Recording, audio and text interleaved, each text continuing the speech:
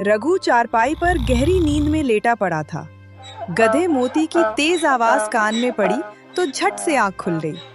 करवट बदलते हुए बड़बड़ाया, अरे ओ कमली, जरा इस मोती महाराज के मुंह पे ताला लगा देना।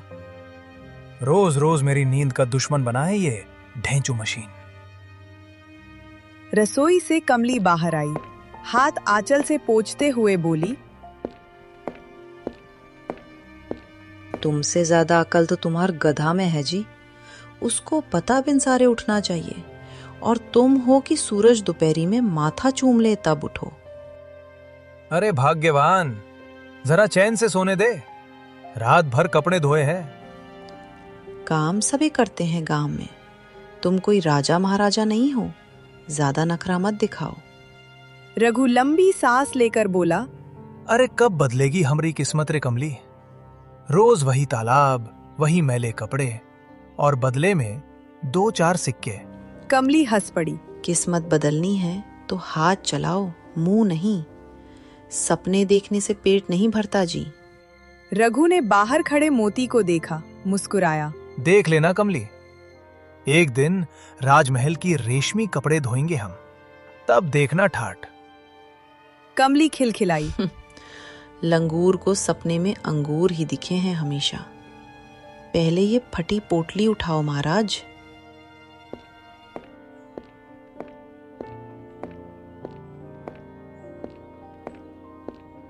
रघु बाहर आया, मोती के सिर पर हाथ फेरते हुए बोला, चल रे ससुरा मोती, आज फिर काम पे चलते हैं। कमली ने कपड़ों की गठरी गधे की पीठ पर रखते हुए कहा, देखियो जी, आज जमींदार के कपड़ा शाम तक पहुंचना चाहिए। पिछली बार की तरह भुलक्कड़ मत बन जाना। रघु सिर खुजाते हुए बोला, अरे याद है भाग्यवान, पिछली दफा तो ऐसे गरजे थे जमींदार जैसे बादल फट पड़ा हो। इतने में मोती फिर जोर से ढेंचू कर उठा। रघु हंस पड़ा। देखो तो, ये भी कह रहा, जल्दी चलो मालिक, वरना फिर डांट की बरसात होगी। तीनों तालाब की ओर चल पड़े। सुबह की ठंडी हवा चल रही थी। रघु, कमली और मोती कच्चे रास्ते से तालाब की ओर बढ़ रहे थे। रास्ते में खेतों पर ओस चमक रही थी, जैसे किसी ने चांदी बिखेर दी। जरा तेज चलो रघु, सूरज निकल आया है। देर हुई ना तो जमींदार फिर बकबक करेगा।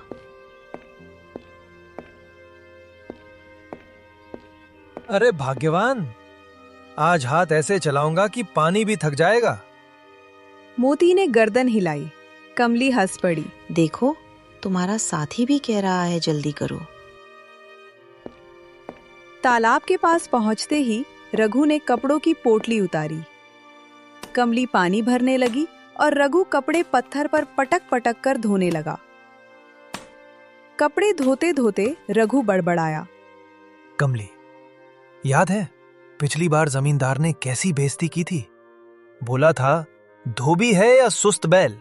हाँ, तो इस बार देर मत करना, जल्दी हाथ चलाओ। अरे हाथ तो चल रहे हैं, पर किस्मत नहीं चल रही। सूरज थोड़ा ऊपर चढ़ चुका था। तालाब के पानी में उसकी चमक पड़ रही थी। तभी अचानक दूर से घोड़े की टापों की आवाज सुनाई दी। अरे ये कौन आ रहा है भला? एक सैनिक घोड़े पर सवार आकर सीधे रघु के सामने रुका। सैनिक बोला, अरे तुम ही हो रघु धोबी? सैनिक की बातें सुन रघु घबरा गया और हाथ जोड़कर बोला, जी मैं ही हूँ हुजूर। कमली भी पास आ गई। सैनिक ने भारी आवाज में कहा, तुम्हें अभी इसी वक्त राजमहल बुलाया गया है। रघु की आंखें फैल गईं। राज महल? हमको? कहीं कोई गलती तो नहीं हो गई?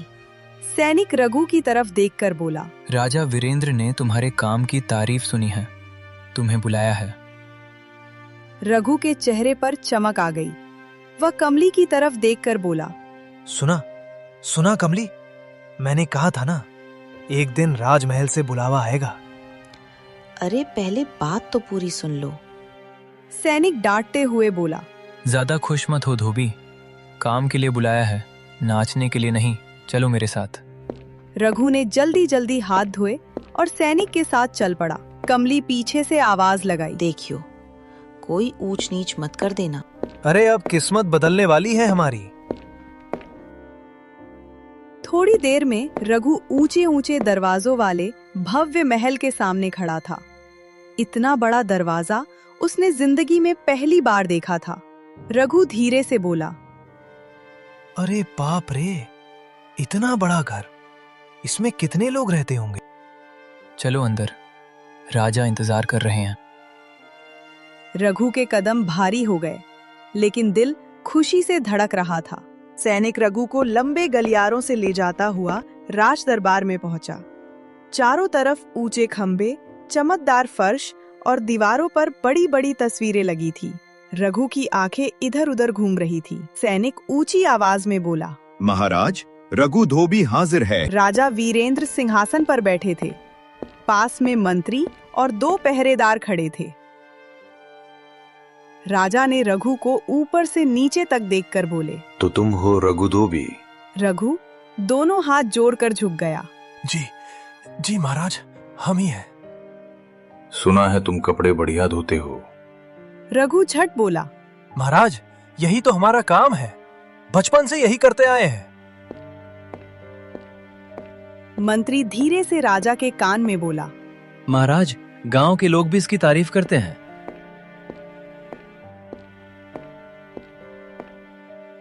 राजा ने सिर हिलाकर बोले, हमारा राज धोबी बीमार है, कुछ दिन तुम महल के वस्त्र धोगे, कर पाओगे ना? महाराज, आप चिंता छोड़ दीजिए, कपड़े ऐसे चमकाऊंगा कि आईना भी शर्मा जाए। दरबार में हल्की हंसी गूंज गई। राजा थोड़ा सख्त होकर बोले, लेकिन सुनो, अगर कपड़े फटे या ठीक से साफ नहीं हुए तो सजा भी मिलेगी। रघु का गला सूख गया। महाराज, पूरी जान लगा देंगे। राजा ने नौकर को इशारा किया।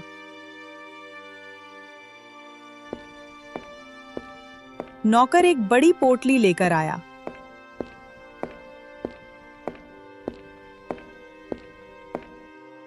ये रहे महाराज के वस्त्र। रघु ने पोटली दोनों हाथों से पकड़ी, जैसे खजाना मिल गया हो। अगर काम अच्छा हुआ तो इनाम मिलेगा। महाराज, इनाम की जरूरत नहीं, आपका भरोसा ही काफी है। रघु पोटली लेकर बाहर निकला तो उसका दिल धक धक कर रहा था। महल के बाहर आते ही वह खुद से ही बड़बड़ाने लगा, अरे रघु, आज तो तेरी किस्मत खुल गई रे। राजमहल के कपड़े, वाह रे भाग्य।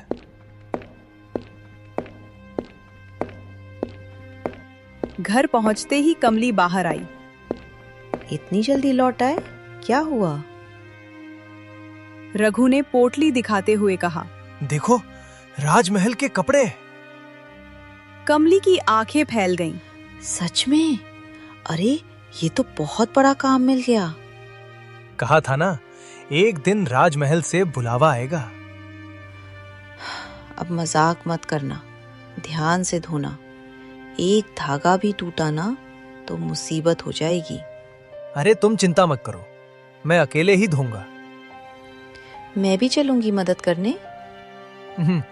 पिछली बार जमींदार के कुर्ते में छेद हो गया था ना, इस बार रिस्क नहीं लेंगे। अच्छा जी, जैसे तुम बहुत उस्ताद हो। मोती पास खड़ा सब देख रहा था। उसने ढींचू किया। रघु उसके पास गया।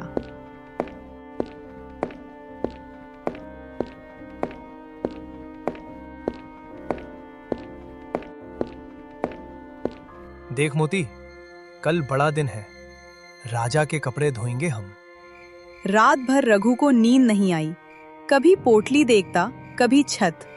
दिल में डर भी था, पर खुशी ज्यादा थी। सुबह होते ही वह पोटली मोती की पीठ पर रखकर तालाब की ओर चल पड़ा। सुबह की ठंडी हवा चल रही थी।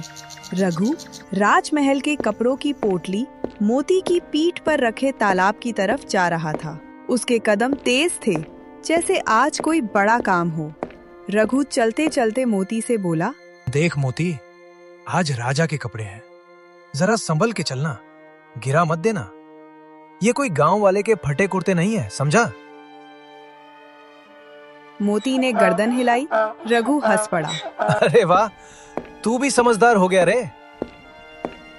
तालाब पहुंचा तो चारों तरफ सन्नाटा था, बस पानी की हल्की लहरें और चिड़ियों की चहचहाहट। रघु ने पोटली खोली। अरे बाप रे, ये तो कितना मुलायम कपड़ा है, जैसे दूध की मलाई। वह कपड़े धोने लगा। मोती पास ही खड़ा उसे देख रहा था। तभी अचानक अरे ये क्या गिरा? अरे बाप रे बाप, ये तो हीरे की अंगूठी लग रही है। वह इधर उधर देखने लगा, कोई देख तो नहीं रहा। चारों तरफ सन्नाटा था। मोती देख, हीरा, असली हीरा। अगर इसे बेच देना तो हमारी झोपड़ी महल बन जाए। मोती टकटकी लगाकर उसे देखने लगा। रघु के चेहरे पर लालच साफ दिख रहा था। राजा के पास तो ऐसी 100 होंगी, एक कम हो गई तो क्या फर्क पड़ेगा। रघु, आज तेरी किस्मत खुल रही रे। उसने अंगूठी अपनी जेब में रख ली और फिर कपड़े धोने लगा जैसे कुछ हुआ ही नहीं। पर रघु को क्या पता, दूर झाड़ियों के पीछे कोई और भी खड़ा था। झाड़ियों के पीछे छिपे कालू मन ही मन बोला, वाह रे धोबी, किस्मत तेरी बदलेगी, पर फायदा मैं उठाऊंगा। वह चुपचाप वहां से खिसक गया। रघु कपड़े धोकर खुश खुश घर की ओर चला। रास्ते भर जेब टटोलता रहा। घर पहुंचते ही कमली बोली, आज तो कल से भी ज्यादा खुश दिख रहे हो जी। रघु ने दरवाजा बंद किया, धीरे से अंगूठी निकाली। देख आज क्या मिला। अरे राम, ये तो बहुत कीमती लग रही है। राजा के कपड़ों से मिली है। अरे इसे वापस कर दो, मुसीबत आ जाएगी। अरे पगली, राजा को क्या पता चलेगा, बेच देंगे, रातों रात अमीर हो जाएंगे। कमली चुप हो गई, पर उसके चेहरे पर डर साफ था। रात गहरी हो चुकी थी। गांव में हर तरफ सन्नाटा पसरा था। आसमान में आधा चांद टेरा लटका था और ठंडी हवा झोपड़ियों की छत हिला रही थी। रघु की झोपड़ी के अंदर मिट्टी का दिया टिमटिमा रहा था। रघु और कमली गहरी नींद में थे, पर झोपड़ी के बाहर मोती जाग रहा था। मोती ने गर्दन उठाई। दूर से किसी के कदमों की आहट आई। झाड़ियों के पीछे से कालू धीरे धीरे रेंगता हुआ आ रहा था। आज तो मजा आ जाएगा, हीरे की अंगूठी हाथ लग जाएगी। मोती ने उसे देखते ही जोर से आवाज लगाई। कालू घबरा गया। अबे चुप हो जा रे, चुप, मालिक को जगा देगा क्या? मोती और जोर से ढींचू करने लगा। रघु की नींद खुल गई। अरे ये मोती फिर रात में क्यों चिल्ला रहा है? जाने दो, कभी कभी ऐसे ही करता है।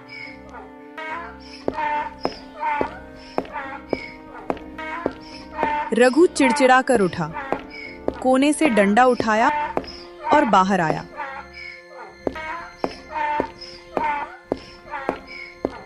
अबे ओ मोती, रात में भी ढेंचू ढेंचू, सोने देगा कि नहीं? मोती बेचैनी से जमीन खुरच रहा था, जैसे कुछ बताना चाहता हो। मोती फिर आवाज करने लगा। रघु का गुस्सा बढ़ गया। रुक, आज तेरा इलाज करता हूँ।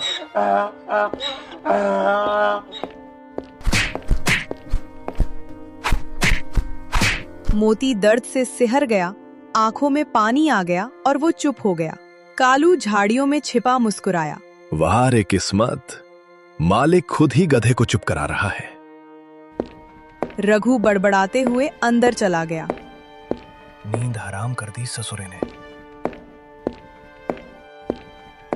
कुछ देर बाद कालू दबे पांव झोपड़ी के दरवाजे तक पहुंचा। धीरे से किवाड़ सरकाया। अंदर घुसकर इधर उधर देखा। कमली खर्राटे ले रही थी। रघु करवट बदले पड़ा था। कालू फुसफुसाया, अंगूठी, अंगूठी कहाँ रखी होगी?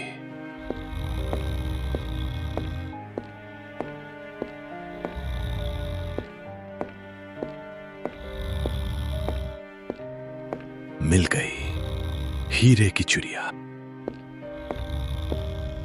उसने अंगूठी जेब में डाली और दबे पांव बाहर निकल गया। मोती दूर खड़ा सब देख रहा था। उसने हल्की आवाज निकाली, पर अब वो डर गया था। कालू अंधेरे में गायब हो गया।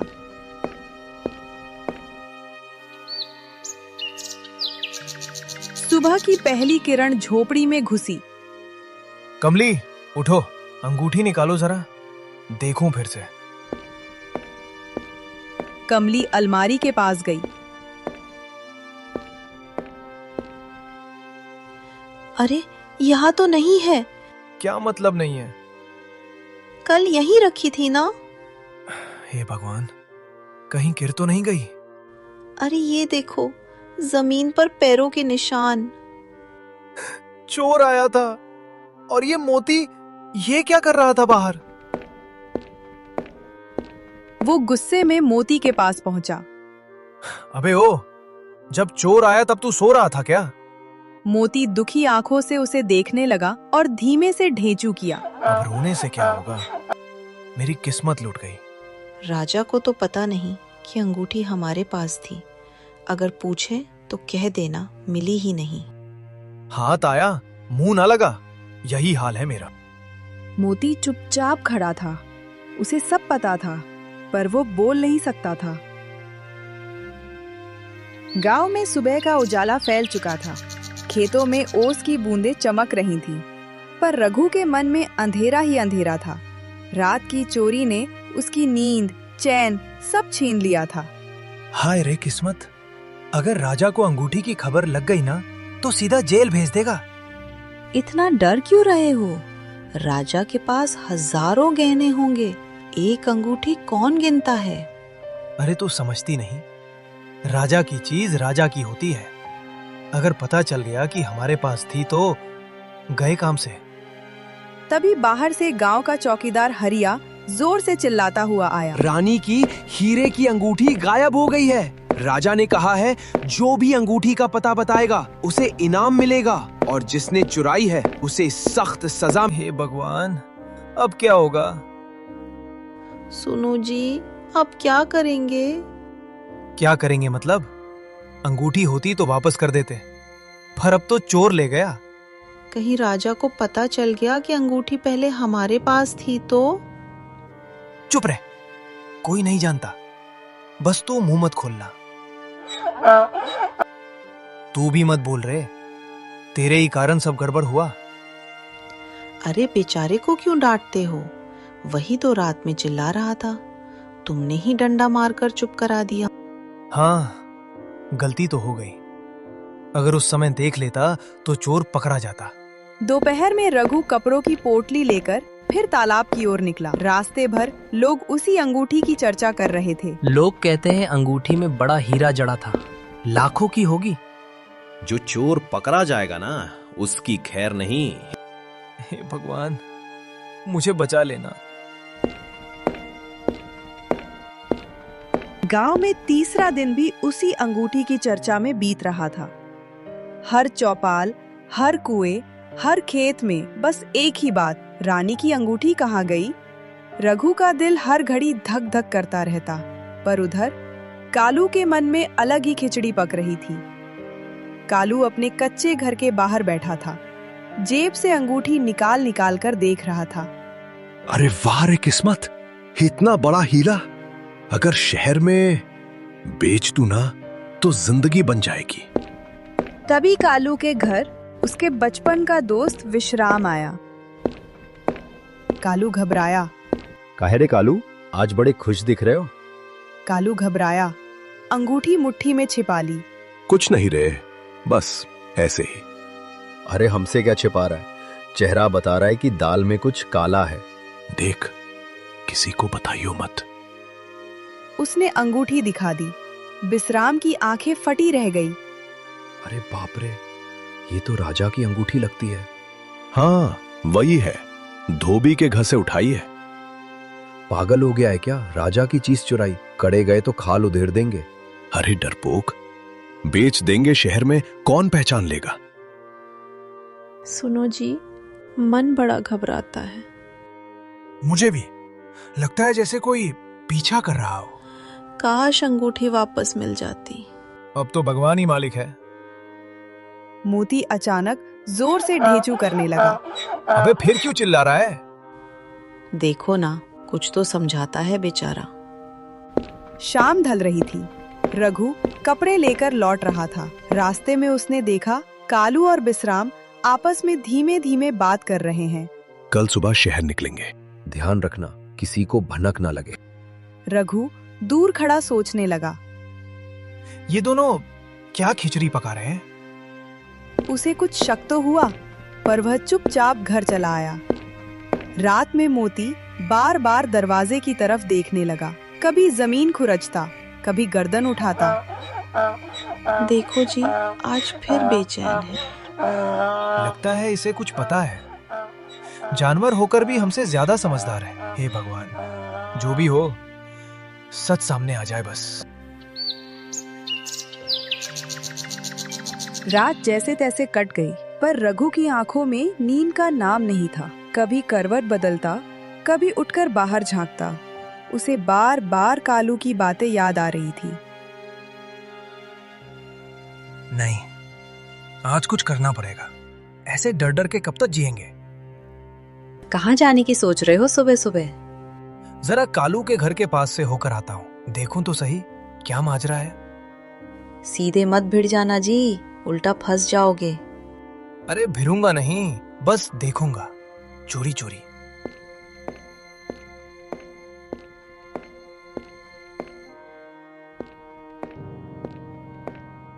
तू भी साथ चल, तू तो मेरा साथी है रे। रघु और मोती चुपके चुपके पगडंडी से निकले। कालू के घर के पास पहुंचे तो अंदर से फुसफुसाहट सुनाई दी। जल्दी कर बिश्राम, सूरज चढ़ गया तो मुश्किल हो जाएगी। अरे डर लगता है रे, कहीं पकड़े गए तो? कुछ नहीं होगा, शहर में कौन पहचानता है हमें। रघु का दिल जोर जोर से धड़कने लगा। लगता है मामला वही है। अगर सच में अंगूठी इनके पास है तो क्या करूं? सीधे राजा के पास जाऊं या पहले पक्का कर लूं कि अंगूठी इसके पास ही है? उसे अपनी झोपड़ी, कमली का डर और राजा की सजा सब याद आने लगा। सच छिपेगा नहीं, पर बोलना भी आसान नहीं। मोती ने उसकी बाह से नाक सटाई। तू तो जानवर होकर भी हिम्मत देता है रे। थोड़ी देर बाद रघु चौपाल पहुंचा। अरे रघु, बड़े सुबह सुबह कहाँ घूम रहे हो? बस ऐसे ही काका, नींद नहीं आई। लगता है अंगूठी की चिंता सता रही है सबको। अगर सबको बता दूं तो हंगामा हो जाएगा। पहले पक्का देखना पड़ेगा। रघु घर लौटा तो कमली दरवाजे पर खड़ी थी। क्या हुआ? कुछ तो गड़बड़ है, पर बिना देखे बोलना ठीक नहीं। आज दिन भर नजर रखूंगा। हे भगवान, भला करना, बस सच सामने आ जाए। लगता है आज का दिन ही फैसला करेगा। या डर खत्म होगा या मुसीबत। सूरज अब पूरी तरह निकल आया था। गांव अपने रोज के काम में लग गया, पर 3 लोगों के मन में हलचल थी।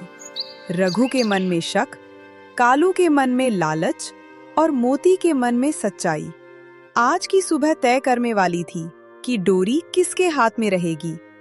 रघु धोबी अपने घर के आंगन में बैठा था और हर कुछ पल में बाहर की ओर नजर दौड़ा रहा था। मोती पास खड़ा था, उसकी आंखों में एक अजीब चमक, जैसे जानता हो कि आज कुछ बड़ा होने वाला है।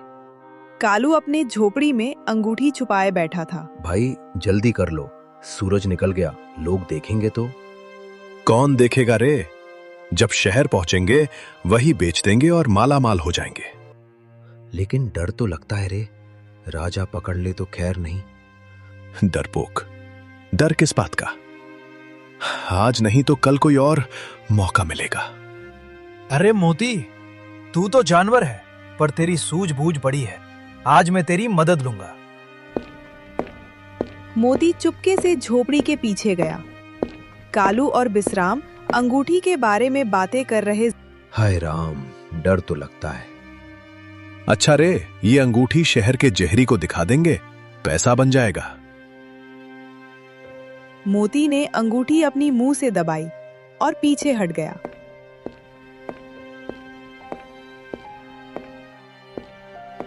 अरे, अंगूठी कहाँ गई?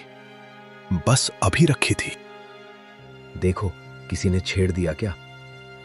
मोती अंगूठी लेकर आ गया, जैसे कह रहा हो, देखो, सब कुछ समझदारी से होना चाहिए। वाह मोती, तुझे क्या कहना, तू तो सचमुच समझदार है। देखो जी, आज शाम तक अंगूठी वापस राजमहल ले जानी है।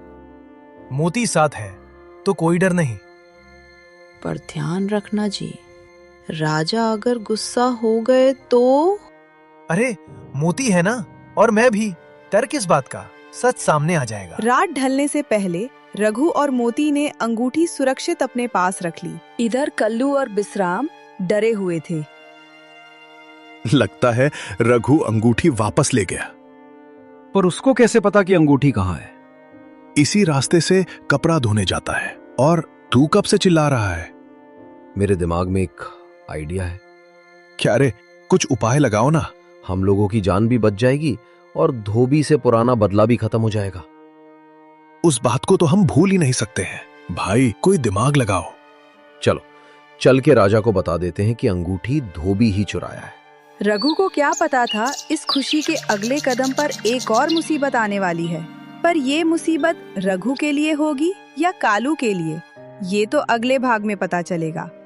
रघु से बिश्राम की कौन सी पुरानी बदला है, ये भी अगले भाग में ही पता चलेगा।